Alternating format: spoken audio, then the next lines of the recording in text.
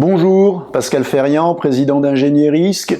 Abordons aujourd'hui l'économie des risques. L'entreprise achète des produits, des prestations de services qui ne sont pas des matières premières dont elle a besoin pour produire ou fabriquer, mais pour préserver la valeur créée par ses activités, sécuriser ses actifs et protéger son patrimoine meuble et immeuble, son capital humain et matériel. C'est la nécessité de détecter et d'identifier des risques ou de vérifier la conformité qui amène les entreprises à commanditer des audits externes. C'est la complexification croissante des exigences imposées aux entreprises par les pouvoirs publics qui rendent nécessaire l'embauche de juristes ou le recours systématique aux expertises juridiques, techniques ou financières.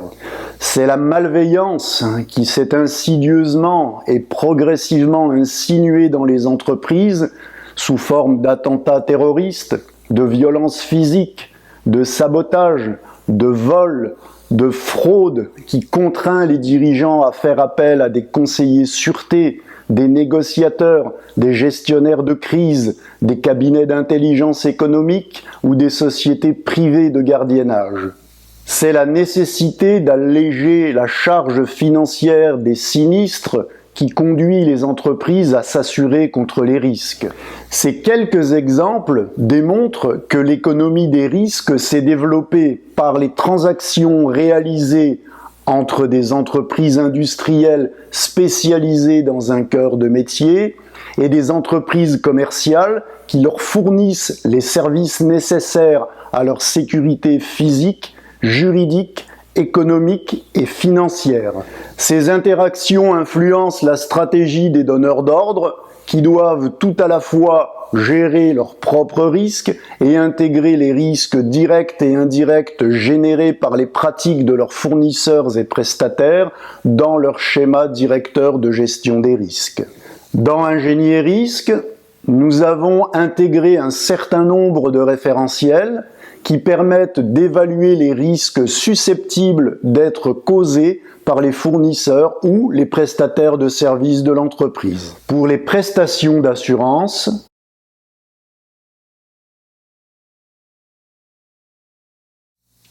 pour les activités sous-traitées,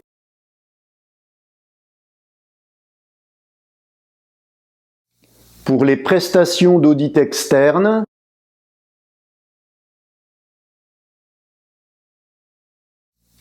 pour les services de gardiennage et de sécurité privée,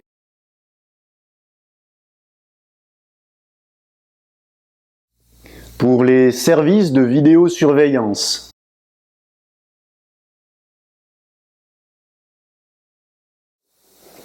C'est bien connu, les risques peuvent faire naître des opportunités.